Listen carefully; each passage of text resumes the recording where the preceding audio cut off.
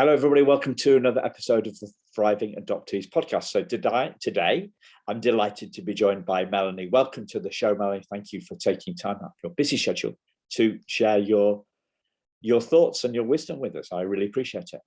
Well, I have a lot of thoughts. I can't promise wisdom, but happy to chat. How's the modesty going? Hey, I'm just speaking the truth. So. Could you introduce yourself to Sure. To the listeners, please, Melanie? Sure. My name is Melanie Scheetz. I'm the executive director of the Foster Adoptive Care Coalition in St. Louis, Missouri, in the States. I've been there for 22 years, and my husband and I are adoptive parents of two children who are now adults, ages 22 and 24. 22 and 24. So this is your passion and your professional life, everything wrapped into one. Yes, I'm looking to have the avocation. So and adoption was always going to be part of my life story. I've got many adopted cousins through foster care, through international adoption. My aunt and uncle were some of the very first to adopt children in the United States, adopt children from Korea. And so it just was kind of built into my DNA. And never thought that adoption and the nonprofit world would come together for me in my career, but I'm lucky that it did. It did, yeah. Great. So when you think of, when you heard this phrase, thriving adoptees, what comes to your mind, Melanie? I think of resilience. I mean, that's just what comes immediately to mind because, by definition, all children who've been adopted have experienced trauma. So even children who are adopted as infants, right? I mean, still there's that separation. And, we all are talking about trauma a ton, but, the body remembers. And so even as an infant, if intellectually we don't remember, the body remembers that there's been some sort of trauma. And so it's just amazing to me that when I hear thriving adoptee, I'm thinking, wow, this is a person who's really overcome a lot of adversity. Yeah. And what does resilience mean to you then?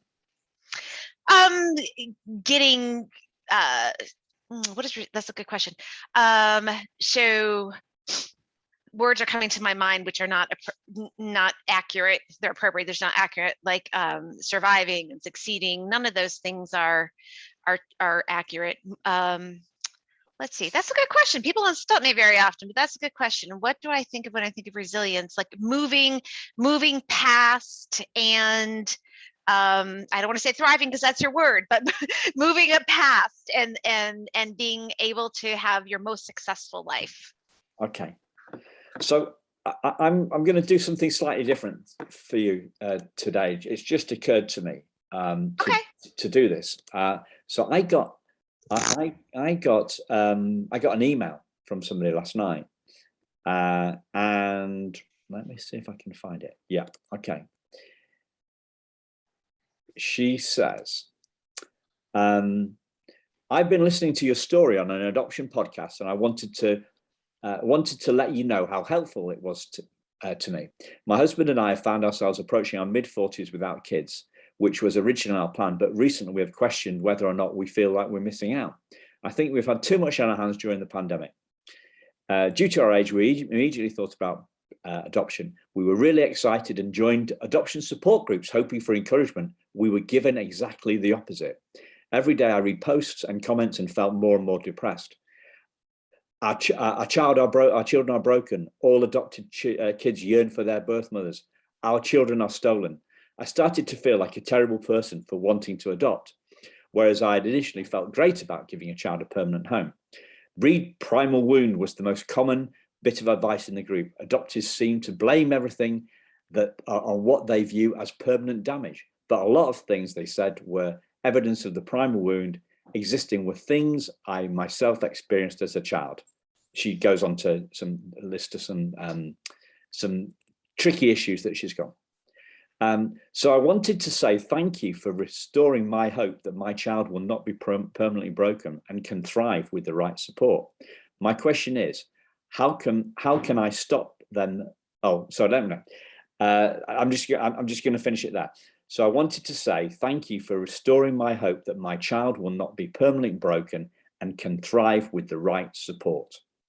What do you make of all that, Melanie? Woo, I've got lots of feelings about that. So, and so I was confused. So this couple has adopted, they haven't adopted? They're about to adopt. Okay, they're about to adopt. So here's the number one thing, to understand why you're adopting, right? If you're adopting to fill some sort of hole in your own soul, that is the absolute wrong reason to adopt. I mean, people will be set up for failure automatically. If there are many other reasons, for example, you want to serve children, right? It's got to be more of a service thing, not just because I want to be a parent, right? Nobody's born like just that's their right to be a parent. But if you are on a journey to help a traumatized child heal and have the very best life possible, that's the reason to adopt. And, when I think about thriving adoptees, it's, a lot of times, of course, it's internal resilience, but also I'm imagining a lot of times they've been parented, and perhaps you were, Simon, in this way, I don't know, but parented with expectations that regardless of how this child grows up, I'm going to love them unconditionally. I'm going to help bring them as far as they can in this life. And no matter what happens, I'm going to be there for them. It will be a success. That's got to be the expectation. I'll tell you, I just said the body remembers, right? Oh golly, my kids have just been through hell. And, we got them when they were 1 and 3, but their poor little baby lives were just very, very, very, very difficult. And, they're each doing the very best that they can. But my daughter in particular just has it really rough. She's actually homeless right now. She is working again, thank God. Right before we got on this call, she was asking me to get her some groceries, and she's welcome to come back home. She will not come back home. She would prefer to be homeless with her boyfriend. I mean, that's part of all filling that primal wound that she has. And she is an amazing hairdresser.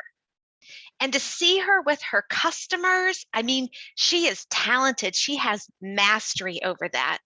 And I know that if my husband and I were not her parents, she would have not gotten to that place. And at 24, she doesn't have any kids. She's not pregnant. She's not addicted to drugs. She's homeless, but she has a career so, I mean, to me, that's got to be the expectation that this is the best she can be where she is. Now, let me tell you what the body remembers. So when she was 14, I left her at home alone for the very first time. Had never left her home alone, ever. But she was doing really well in school. She said, I just want to stay home because I'm going to do some homework. And I was taking my son to his soccer practice. Now, she's 14, right? Never left her alone. For the very first time I'm going to do it, I'm going to be gone an hour and a half tops. She thought she had no access to the internet, but because we had turned this off and that off and the other thing, but kids find a way. She found out how to get, I don't know what site she was on, but older men were trolling for younger girls. And in an hour and a half, she found some guy to come over to our house, and she was raped on our bed. Now, I was in a meeting on Tuesday, and one of our staff was talking about a case she was working on. And I haven't thought about this for years. I mean, I talk about it, right? Just like I told you, it's a very matter-of-fact thing. It's what happened. I work through it therapeutically, the whole thing. So we're in this meeting on Tuesday, and one of my advocates talks about a similar case, and my body just shut down. And it's nothing that happened to me. It just shut down. And I realized later it's because we're at the anniversary of that. And this is also the anniversary of when my children first came into foster care. So even if we don't think about it intellectually, the body remembers. So back to our children. The best thing we can do as adoptive parents, because we need so many adoptive parents, so many kids, especially kids in foster care, need homes. We want you to become a foster parent, adoptive parent. We just want you to be prepared with the very best information. And yeah, probably a support group wasn't the best place to start. And I get that, because people are in support groups for a reason, right? It might be better, especially in the UK, if this person is in the UK, start by understanding dyadic developmental psychotherapy. It is it's widely practiced in the UK. And it is the only evidence-based therapeutic intervention proven to work with adoptees. And it is a miracle. We see parents that have complete blocked care, right? They're ready to kick their kids out, but they're calling us for help. We call that blocked care, when you just want to give up, you're burnout, you're done. We've seen complete miracles, complete reverses. So start now while the child is young. Understand, be ready for all the developmental changes that are going to happen over time. Prepare yourself and be prepared to love with the very best skill set and information, and be prepared to love this child no matter what. And love looks like a lot of different things, you know? Sometimes that is, you know, you want $100 to go get groceries? Okay, I'm not going to give you $100, but I'll tell you what I will do. I'll order some from Aldi and have them delivered to your house, because I don't trust you with that $100. Right? And setting up those boundaries. So that's my very best lived advice. Yeah. Wow. The conversation that we had before a couple of months back was a very different one, and this is clearly shaping up to be a very different one. Well, yeah, I get it. I get it. But the person who emailed you, I mean, has very important concerns, and they are concerns that absolutely can be addressed as long as they're going into adoption with eyes wide open. Does it mean the child is going to be broken? Absolutely not. But does it mean the child has experienced some sort of trauma? Absolutely yes. And so be prepared for it all to be the very best parent you can, because it's not about you. It's about the kid. Yeah. So I was talking to an adoptive mum a couple of weeks ago now. A lady called Robbie Seal. She's been on the podcast. She's got kids. She's got a couple of kids with FASD, and I said to her, she's explained how realizing that this was a brain injury, yes, and treating it accordingly, yes, good for her, was a breakthrough moment for her, and that she had to change. It was about her. Yes, that's it exactly. It's about us changing to meet the child's needs. Changing. It's not about the kids changing. No. So, I applaud that. That's beautiful. So I said to her, are there moments of peace? And she said, yeah. There are moments of peace, right? There are moments of peace. There are moments of when the whatever's gone on in the brain with FASD. Are there moments of peace with your daughter? Always. I will tell you something funny, though I think it's funny. My kids are always kind of, one is doing well, the other one's not, and then they flip flop back and forth. And one day I said to my husband, Bruce, I'm like, wow, both of our kids are in a good spot. This is a miracle. We're walking from our car to the back door. I walk out the front door to go to the mailbox, and there's a bright orange postcard, and it's a warrant out for my daughter's arrest. So that piece was very short-lived. But look, this is what I know. It was unpaid traffic tickets. So, Yeah. But this is what I know. Yeah. So What I know is, what I yeah, know go for it. is you have to have a very strong partner, and I don't care who that is. I don't care if it's a significant other. I don't care if it's a sister. I don't care if it's a best friend. You have to have a very strong partner who is going to love you unconditionally and your child unconditionally, no matter what. Because you know what? It doesn't help if somebody says, "Oh, why is that kid so bad?" They should really just be grateful to be adopted. Oh no kid is born right with that. Oh gosh, I just wish I could be adopted thing. But with that partner, if you can just sit and explore and breathe in the small victories, you can be peaceful. Yeah. Do you think that we have become trauma obsessed? No. I think that there are very few answers to trauma. So I think that there's a ton of awareness, but there are very few modalities that actually address the trauma. So that's why we have especially in the States, where dyadic developmental psychotherapy was born here, but it was really just absorbed by the UK. Okay. And it's just starting to roll out here in the States finally. And, our kids have gone through all kinds of therapies in the past that just don't work at all. Regular talk therapy. Here's what we would do, Simon, with my daughter, whom we knew was traumatized. And this is like, she's 8, 9, right? We tried to start really early, even like 6 and 7. Honey, let's talk about your trauma. Well, A, that's stupid because she doesn't understand. She's too young to understand what her trauma is. But B, because she's not in a space to do it. So finally, somebody taught me that what this whole DDP, dyadic developmental psychotherapy thing, is based on is very basic. It is, first, a child has to feel safe. And once they feel safe, you can build trust with them. And once you build trust, then you can address the trauma. But let's go back to the basic safety.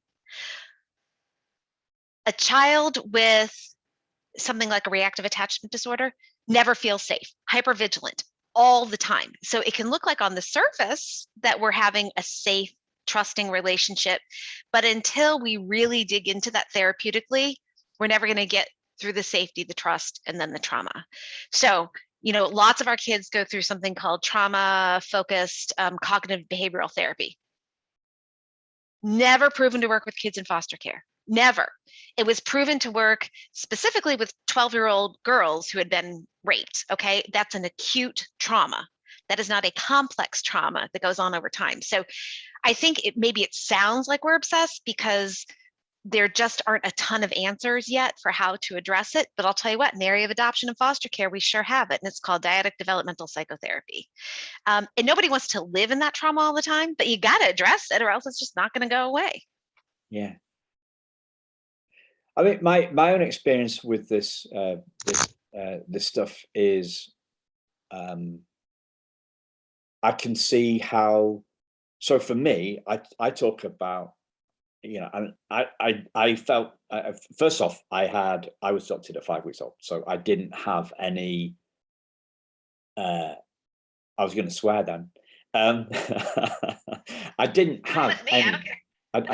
Well, yeah. Hopefully, people are going to be listening to this in a few weeks' time. Thank you, listeners, for listening to this. I didn't have any adverse. I had what people call relinquishment trauma, but I didn't have any trauma to do with neglect or abuse or right. Yeah. Right. Exactly. Thank God. Thank God. So I never. So when people say that the body keeps the score to me, I think, well, yeah, it kind of makes sense, but it doesn't really feel like that. That's my lived experience of it. That's not how it feels to me. And some people say, oh, well, you're in denial. Well, okay, maybe you'd think that, but it's just, I'm just explaining how I think of it, right? But 6 years ago, 7 years ago, I read The Primal Wound, Mm-hmm. and I thought I was wounded. Until then, I didn't think I was wounded. And I'm making it really crystal clear and ultra simple. I did not feel that way. Didn't feel that way. And they say, and this woman talks about this thing, primarily wounded. Well, my question is really, as I explore this, right? I'm thinking, well, what's wounded? Yeah, so we all have wounds. So you're making me think again back to the email from your listener. There's a difference between wounded and broken. Complete difference between wounded and broken, right? We all have wounds. My parents were divorced when I was 14 years old. And I'm 56. You think I'd be over it, but I still have wounds, right? They're much smaller, but they appear in very odd ways. But now I know how to work through it, and that's okay. Those wounds have made me stronger. So we all have wounds. If somebody says that they live a life where they've never been wounded, I wouldn't believe them. They would be in denial. You've right? heard the phrase. You've heard the phrase, "Denial is a river in Egypt." Exactly. But just because we're wounded doesn't have to mean we're broken. Okay. So what's the difference? Well, the difference is you get hurt, right? It's like you break your leg. Or here, I broke my wrist 3 weeks ago. I broke my wrist, and I didn't just sit home and do nothing about it, right? Instead, I went to the emergency room. They told me to go to see the orthopedist the next day. I did, and he said, "Hey, you can wear a cast for 6 weeks, and at the end, you won't have full use of your wrist, full rotation. But if you go through surgery after 2 weeks, you can have that cast removed, and you'll have full rotation." So here we go. You're wounded, and you do absolutely nothing about it, and so then my wrist is broken forever, right? Or I can go try to maybe clench my teeth and go through it myself. And after 6 weeks, maybe I'll feel a little better, but I'm still not completely healed. Or I can dig deep. Yeah. And I can explore my wound and have the therapy. And after a little while, it was really hard to go through. It was painful. But boy, look, I'm on the other side and I'm good. I got a scar. You've got but a you scar. know what? That makes me look tough. Okay. So I love that metaphor.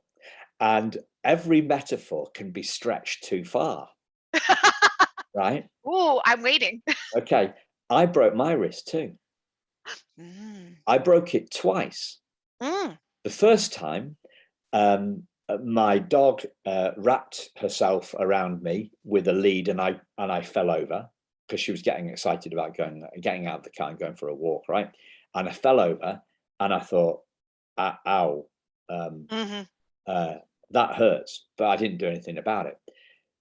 6 months later, again walking the dog. It's not the dog's fault, right? I slipped on the ice and I fell over, and I thought, ow, that hurts.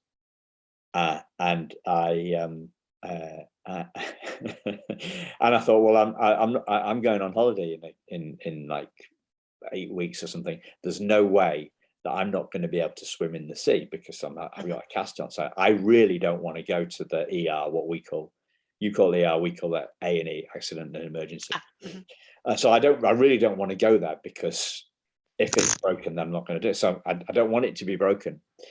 And then anyway, the following morning, it was hurting so much, I had to go to A&E. And they found 2 breaks. They found 2 breaks. They found a small one that was 4 months old, first instance, and they found one that was 24 hours old. And they put me in a cast. That was the only thing that they can do, right? They put me in a cast. They didn't offer me surgery, but the wrist healed, and you'd be pleased to know it was the cast was taken off 2 days, so I could go on holiday in the sea. Okay. Oh, so, I am delighted to hear that. You're delighted to hear that. So this is where we're stretching the metaphor too far. And I don't know if people are still listening with us. I didn't need surgery on that particular wound. Sure. So, but you did. So that's the limits of metaphors, guys, right? But here's the thing. This is an area that I am absolutely fascinated in, this kind of what it is that's wounded, because we're talking about wounds, broken bones. So we're talking about a wound, like we've got a cut, is different from a break. It needs well, in your case, it needed surgery. A wound heals. The wounds heal in time, and my break healed in time. They didn't intervene other than keeping it. That is an intervention. No, that is an intervention. Oh, that is an intervention. Okay. Well, they kept it safe while it was, but it's a different intervention to surgery. It is. Okay. But you still receive some sort of a therapeutic intervention to help you get. Okay. I'm not going to argue with you. It doesn't matter. But here's the thing. I wasn't, I am not my body. No. And I get it. And I also get that certainly not every adoptee is going to feel that deep trauma, be wounded. I'd love to know I'd love to know what the statistics are. I just don't. I'm sure the vast majority are thriving and doing well. So, but like anything, it's the most extreme that gets the most attention. Yeah. I happen to live the life of the most extreme. Yeah. I happen to, and that's okay. But I know lots and lots and lots and lots and lots of foster adoptive parents who don't live that extreme. Yeah. So, because sometimes, you can. It's obviously it's impossible with one individual human being to break down all the stuff that has gone on. So you can say, oh well, Simon had some relinquishment trauma, but he didn't have neglect, or he didn't have abuse trauma, he didn't have FASD or anything. Like it's impossible to break everything down, and pointless. And we don't know how genetics, play a part of that. So, what happened in utero in terms of the, levels of cortisol that, mom, what was coursing through mom's body because of stress. And we don't know a lot of that stuff, but we do know that when there are extremes, there is so much hope. When my daughter was first diagnosed with reactive attachment disorder, it was one of those times when we didn't have hope. We didn't know, but now we do. Okay. So to go back to my, because I believe that we should be trauma informed, or as somebody said to me, trauma responsive, but hope obsessed. Yes. We need to be hope obsessed. Oh, all day long. All day long. Absolutely. Not many people are talking about that though, for some reason. Why do you think? Again, so I disagree with that. Okay. It in the media, sure, I get that, but if that's the case in one's life, I would say, who are you surrounding yourself with? And I'm not saying it's part of your life by any means, but no, it's about how one chooses to look at things in their life. And I love that. And if that could become a bumper sticker on everybody's car, let's be hope obsessed. Yeah. I think that would be fantastic. Yeah. See, most of us aren't choosing most of the time, are we?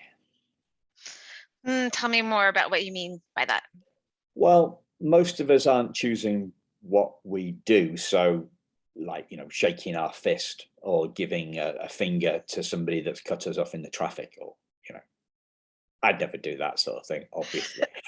But you know what I mean? Most of us aren't choosing what we do most of the time. Most of us aren't feeling most of the time. Most of us are listening to the voice in our head that's beating us up and that's saying that we're not good enough parent.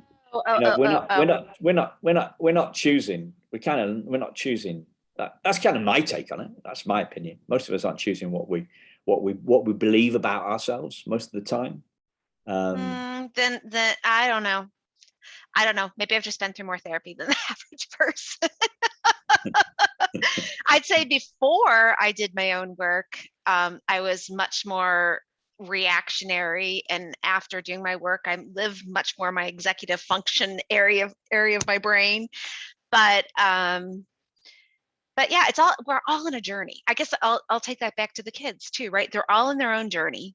Yeah. And especially as my children are now young adults, kind of understanding what part was my journey to guide them on, and now what part is their journey, that I'll always be there, ready to catch them, but what part is their journey too. So as an adoptive parent, it's important to know what part of the journey you're on. Yeah, it starts with us. I mean, we had a fantastic lady from an agency on called Holly and Petrie, whose subject for her podcast was unpacking our own baggages. There you go. It's about us, it's about us.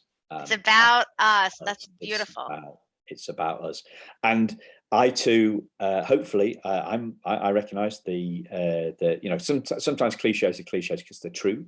I recognise the journey stuff as well, and I continue to do my work. I would say I've done more kind of spiritually based stuff, rather than psychological. I'm a fan of coaching as well, rather than coaches rather than therapists. So yeah, I continue to do my own work. But despite all that work, reading this book, this Primal Wound book, took me down. It took me down, and not badly. So my life was I had a lot of, most of my troubles, and I've talked about this before on the podcast, were actually business related. My self-esteem was wrapped up in the business. Sure. Yeah. And that was long-term pain, nagging. Yeah. Rather than my adoption stuff has been a little bit more spiky, a little bit more painful, but much shorter lived. Yep. So where was I going with that? I forgot my well, and yeah, okay. The thing is, so what we think about, the reason that I'm concerned about trauma obsession is because having read that Primal Wound book, I felt that my life was let's say my life was a 9.5 out of 10 or an 8.5 out of 10. Reading that book took me down, so it probably took me down a couple of points, right? Okay. And I thought I was stuck with that. I thought I was stuck with that, and I went down the trauma rabbit hole. And if we start looking, what we focus on gets what we focus on what we focus on gets bigger, like a magnifying glass. Yeah. And I slipped down the trauma rabbit hole, as in, but I talk about trauma rabbit hole, I'm talking about that I'm wounded. There's nothing I can do. This is all to do with what happened 48 years ago, and I am primarily and fundamentally wounded forever. There's nothing that can be done, right? But then I realized that's not the case, because here's the thing, and this is a question that's on my mind a lot at the moment. So my mood has been up and down all my life, and everybody's mood goes up and down all the time. Some peaks and troughs are higher. Some people have higher peaks and troughs. Some people have more troughs. Some people have. But what is our mood? Our level of consciousness goes up and down all the time. So our life experience is variable. Yeah, it's variable, as in it goes up and down. The event that happened to me 54 years ago now, so I'm a couple of years younger than you, right, is a fixed event in the past. So that's a fixed event, one fixed event. So I think, did I remember telling me that you were in finance? Did you tell me that? Yeah. Okay. So if you put your left brain on, your finance brain, on your left brain, on your numbers brain, right? This is the question that I'm exploring at the moment. How can a fixed event cause a variable outcome? As in, a fixed event, historic event, how can that cause a varied experience on life? Well, I am not smart enough to answer that question, but I certainly have an opinion.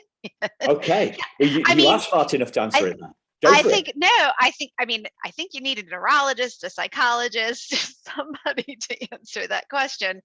But we do revisit over and over and over again throughout life, right? Those traumas, because that fixed event was a trauma, but that doesn't mean. And I'm curious about, and I haven't read this Primal Wound book. I was going to say, I don't know if I should, but when you were saying that, I'm like, wow, I'm curious if what Simon did was just recognize some part of himself in that book. And so it was kind of holding it up as a mirror to you for the first time. I don't know if that's true or not, but that's what I was curious about when you were saying that. Okay. So what my opinion on Nancy Verrier is that, let's just say, so my view on this is that what changes, so a historic event cannot cause a fixed event cannot cause a variable experience of life. It logically, it can't do it. So there's something else at play. Would you agree with that?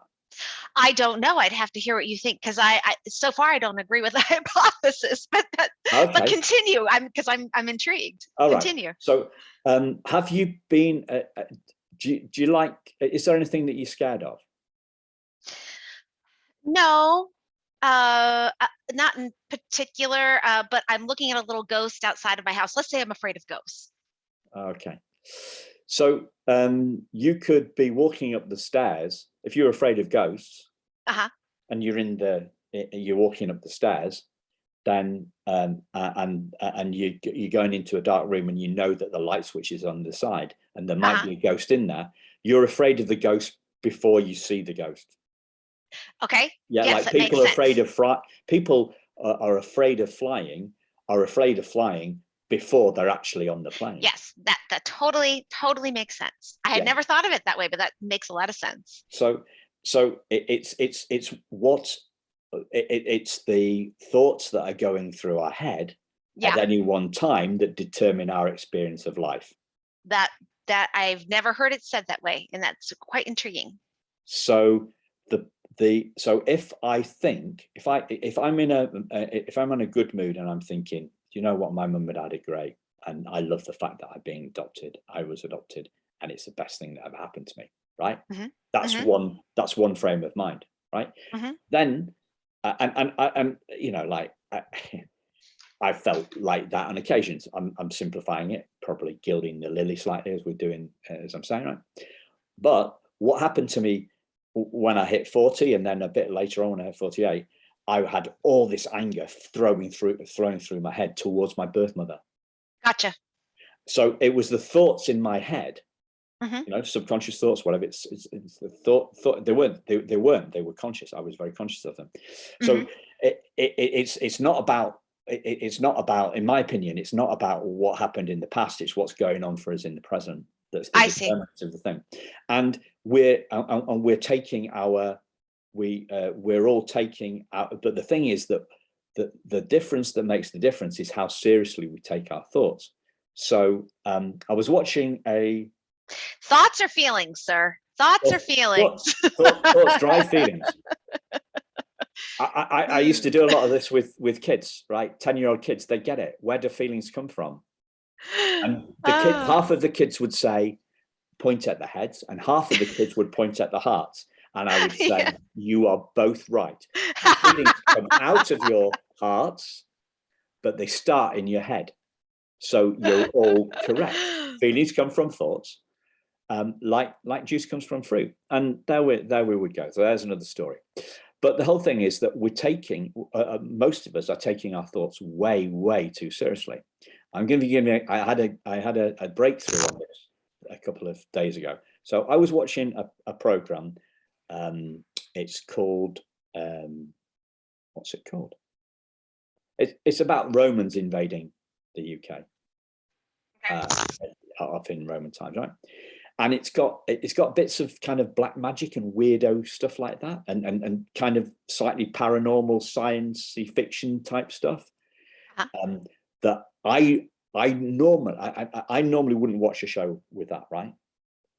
But I'm kind of into it now. I'm kind of getting into it, and I'm taking this stuff seriously.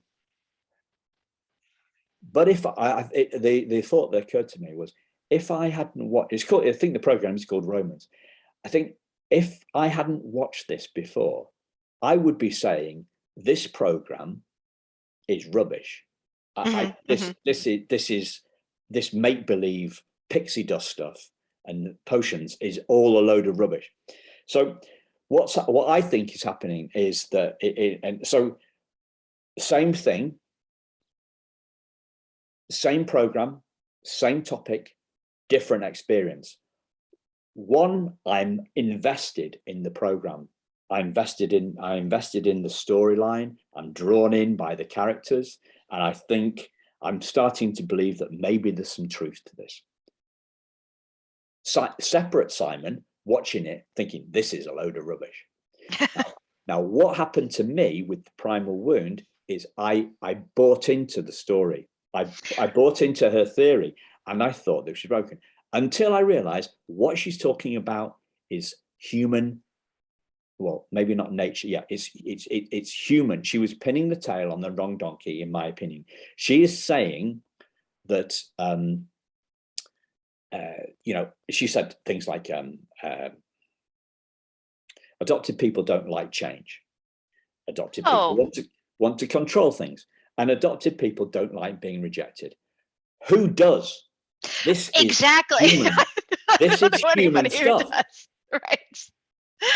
But yeah, but you're laughing now, right? Because you've done your work, and when I read that stuff, I'm laughing. I laugh at it now as well.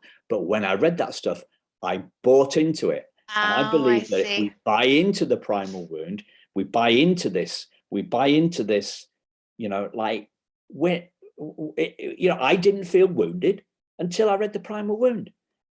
That's my experience. And it's really dangerous. And that's why I'm very concerned about trauma obsession, because the more we buy into it. Now, I'm just talking about my stuff. I'm talking about my stuff. But the fundamental thing, my take on the primal wound is, I say, well, what's wounded? Well, what's wounded are our thoughts and feelings and our sense of self. Well, that's and literally, but that's not who we are. No, but literally parts of the brain become wounded too, right? So that's why you need to get a neurologist on here to talk about that. So that has been a fascinating topic for me as well. I've been trying to figure that out, which is why I asked Robbie, whose kids have got FASD, is there any peace? The kids have got the FASD, brain damage. Okay. So if the brain is damaged, is there any peace? Are these kids just completely nuts, out of control? Sorry, that's a horrible word to use. Is this 24 hours a day, or is this 16 hours a day? Is there any moment that these kids aren't asleep, they are causing absolute chaos? And she said, no. She said, there is peace so if there is peace, then that's what we should be focusing on. We should be focusing on the peace, and how do we expand the peace, which is probably what the guy does with his DDP, Dan Hughes or whatever.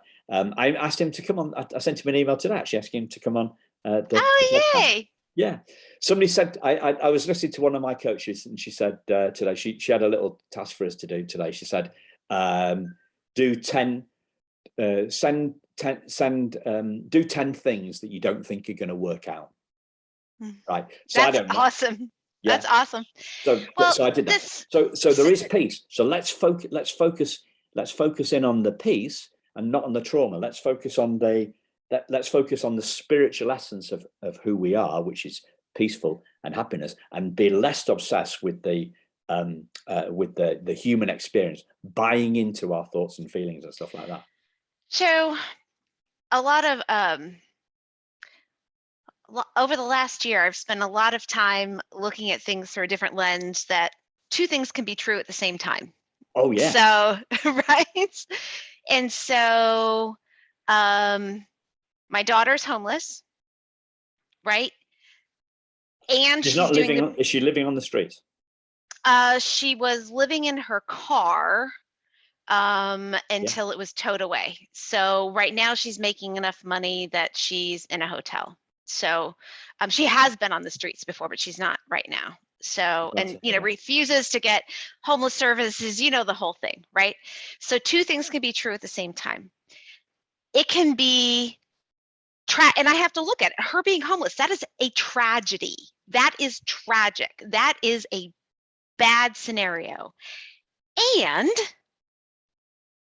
she's also doing the very best she can, and she's not dead. And she probably would have been by now if I hadn't adopted her. And she probably would have had 6 kids by now who would have been going through their own trauma. And she never would have gone through beauty school. Yeah. And so I need to look at the bad part, look at it, know it's there, not pretend it's not there, right? And I can focus on the good. So I think we're saying very similar things. Before I did a lot of my work, I would have said, oh, just don't look at that homeless part. No. But now I'm like, look at it. It's there. Don't ignore it, because before I just would have ignored it and just looked at the positive things. So hold both and do what you said, focus on the positive. Yeah. But look at things as a big picture. And that's the expectation part.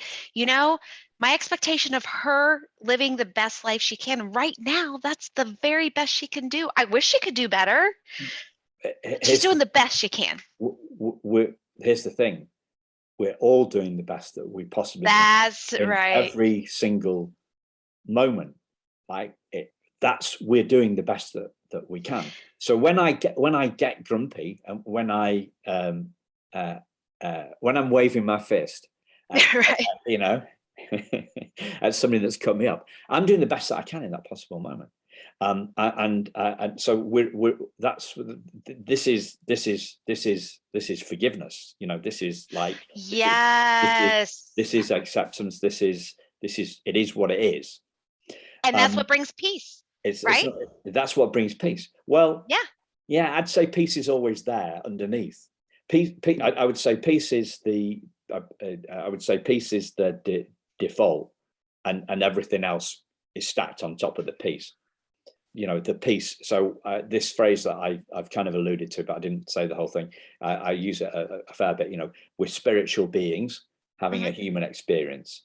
So, right? I like that. It's not my saying. It's a French guy whose name I can't never remember or pronounce, despite doing 10 years studying French at school. We are spiritual beings having a human experience, but we're all so obsessed with the human experience, we don't see the spiritual essence of who we are. And as spirit, we can't be wounded. This is kind of where I'm thinking might go. So my head can. If you've got a here's a metaphor I use for this. So if you've got the builder's come, he's put up a brick wall and he's painted it white. Mm-hmm.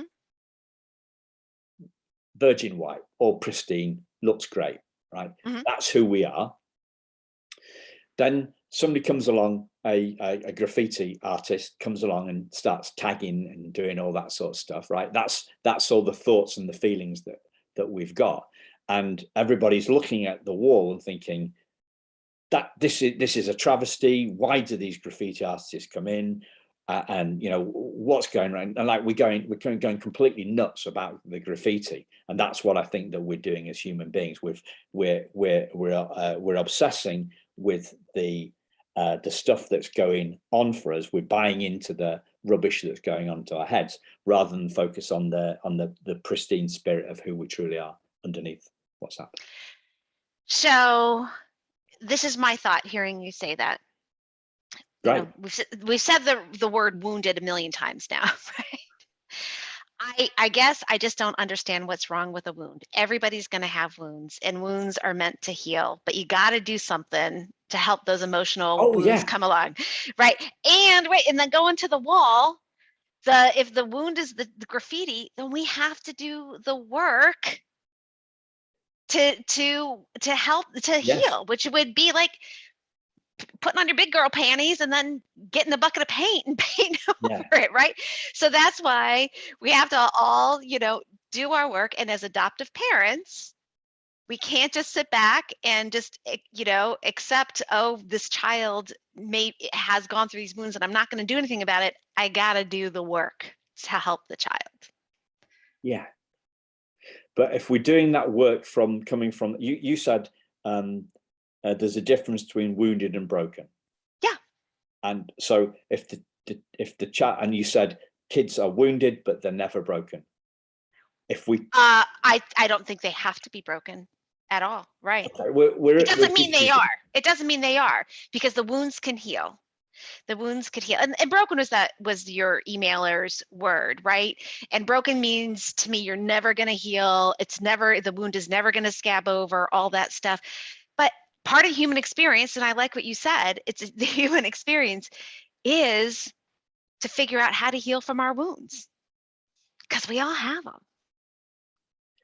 We have them, and they exist in our thoughts and our feelings, but not in the essence of who we are, in my opinion. So we are the context, right? We're obsessed with the content as a human race, right? We're obsessed with the content of our heads and our hearts, rather than the context in which they happen. Is kind of where I'm going. And it's the difference between the kind of it's the space between the notes. It's the space between the notes.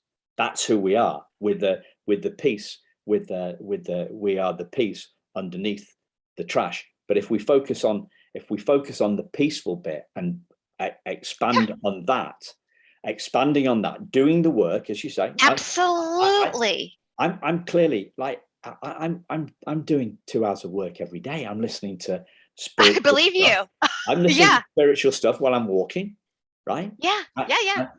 And that is making my life better, hopefully. Right. So I'm continuing. Nobody's saying don't do the work, but I'm doing the work from a place of I'm already whole.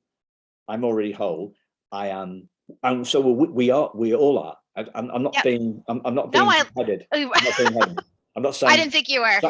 Simon is great. The rest of the world bad. No, I didn't think that at all. So, I didn't think that. But we are too, in my opinion, we're too invested. And me too, right?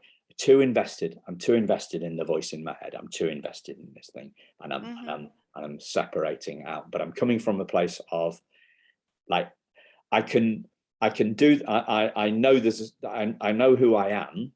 Everybody talks about identity, right? So I know that my identity is, and all our identity is one that is whole, and I would say unwoundable, because spirit is like the wind, right? You can't put a knife in it. Well, unfortunately, I'm going to have to agree to disagree on that one. Good. Bring it on. Well, one of the things that we're really starting to talk about in this field is ambiguous loss, right? And so ambiguous and unambiguous loss. So ambiguous loss for our kids, especially if there's no birth family connection. It's like, I've got this loss, especially when people go through puberty, right? And this is when the identity thing starts. And, I don't know who I am. I don't know who my people are. And especially, and I'm Caucasian, so is my husband, and our children are African American, right? So you've got all kinds of identity stuff, because identity is also, as humans, is who we come from. And so it's again, it's not that it can't be overcome, but let me give you an example.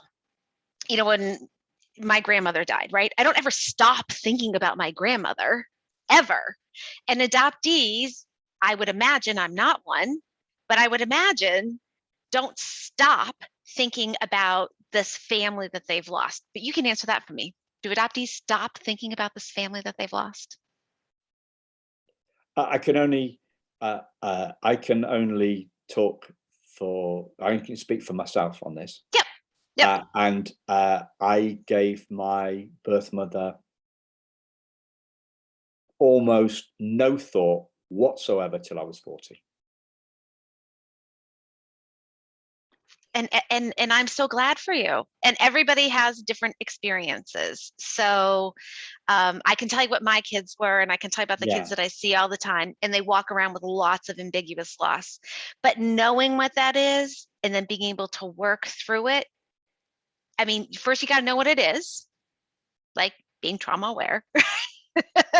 And then the next part is to do something about it. So, but every person has a different experience, and adoptees absolutely thrive. That's a great point to end on. Well, thank you. We said we'd go for an hour, and here we are. I learned a lot today. Thank you very much. Did you? I did. All right. What did you learn?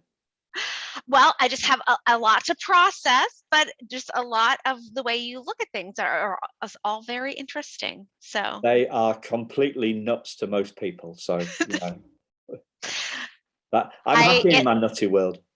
In life, I take the pieces that I want and I leave the rest behind. So it's all fine. So if people, you know, if you're interested in looking at this, this stuff, we are the, you know, the content. Does that interest you, the content versus the context of experience, or is that too way out for you? I just haven't thought about it a lot. Yeah. So yeah, no, it's all very interesting. Okay. So if people are interested in this, check out a guy called Rupert Spira, I'd say. Oh, very good. All right. I got it. I need to run, but thank you. Very nice spending some time with you. Thank you. See you soon. Take care.